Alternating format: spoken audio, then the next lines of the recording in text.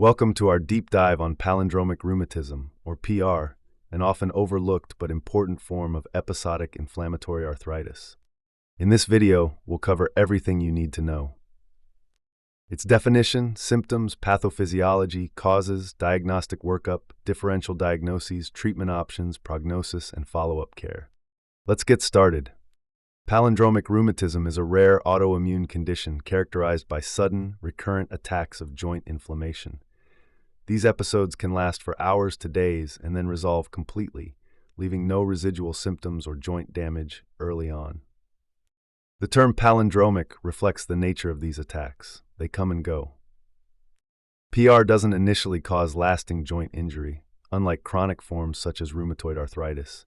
However, in some individuals, it may be a precursor to RA. The hallmark of PR is episodic arthritis. Attacks usually come on suddenly and affect one or a few joints at a time, most commonly the fingers, wrists, knees, or ankles.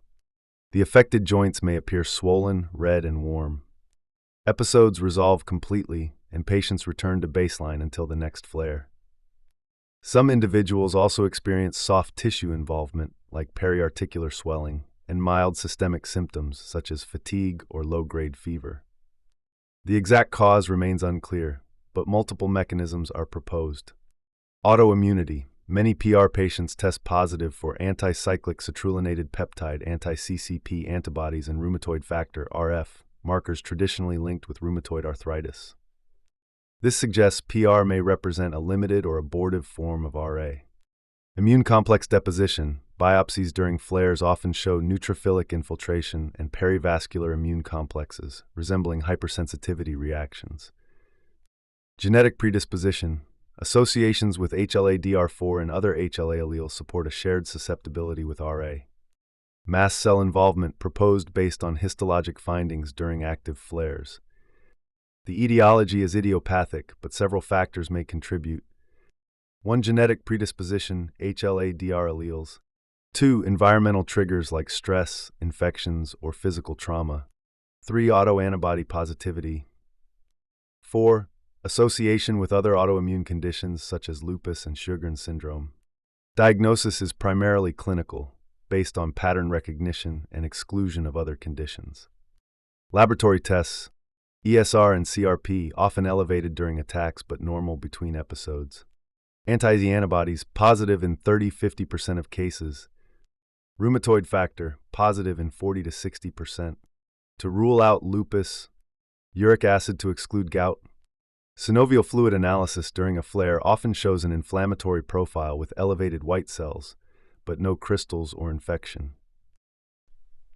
X-rays are typically normal. Ultrasound or MRI during attacks may show synovitis supporting an inflammatory process. Proposed diagnostic criteria include 3 or more acute episodes of mono or oligoarthritis, complete resolution between flares, no joint deformity or erosion, physician confirmation of recurrent joint swelling. Important conditions to consider include early rheumatoid arthritis, gout or pseudogout, psoriatic arthritis, systemic lupus erythematosus, reactive arthritis, viral arthritis, acute flare management. NSAIDs like ibuprofen or naproxen are first line for symptom relief. Colchicine can help reduce the frequency of attacks. Corticosteroids, intra-articular injections for isolated joints. Short oral courses, e.g. prednisone, for severe or widespread symptoms. Preventive therapy, for frequent or disabling attacks or if the patient is anti-CCP positive.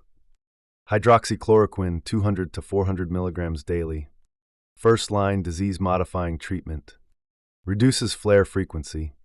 May delay or prevent transition to rheumatoid arthritis. Methotrexate 10 to 25 milligrams weekly. Used in high-risk, seropositive patients.